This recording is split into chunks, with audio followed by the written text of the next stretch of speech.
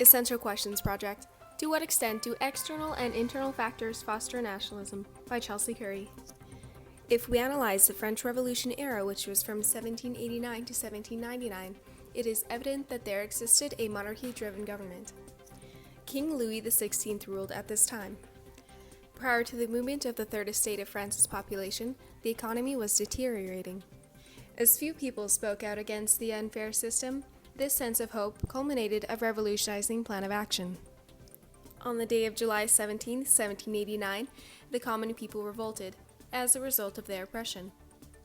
In success, the revolutionists overthrew the monarchy and drafted a new course in modern history. The film Les Miserables by Tom Hooper reenacts the history of France, and it reflects the views of each of the three estates, as well as their perceptions of the situation. Within the film, the activist Marius Pontmercy is a young student who associates with the social group called Friends of the ABC, who ultimately plan a revolt against the ruling system. Being the main source for refuge, Marius is the character to culminate the French Revolution. By protesting his views, Marius sparked a sense of hope among the common people. He liberated the suffering people so that they could all relate to one another by their situation and individual perspectives. If we refer to Canadian history, the 1995 Quebec referendum was the predicament of the province of Quebec seeking national sovereignty from the country of Canada.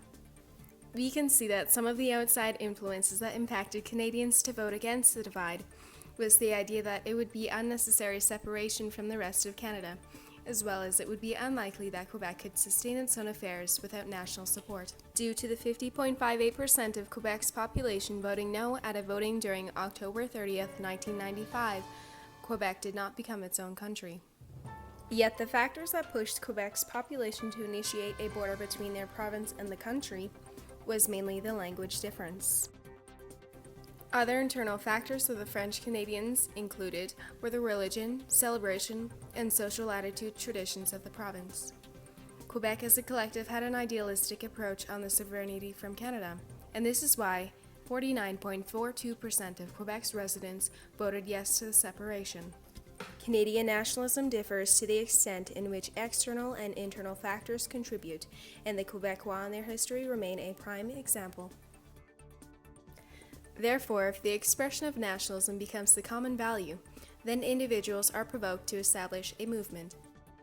As we examine the subject of nationalism, we may perceive that the boundary of expression, both external and internal factors, define individual belonging to one's country.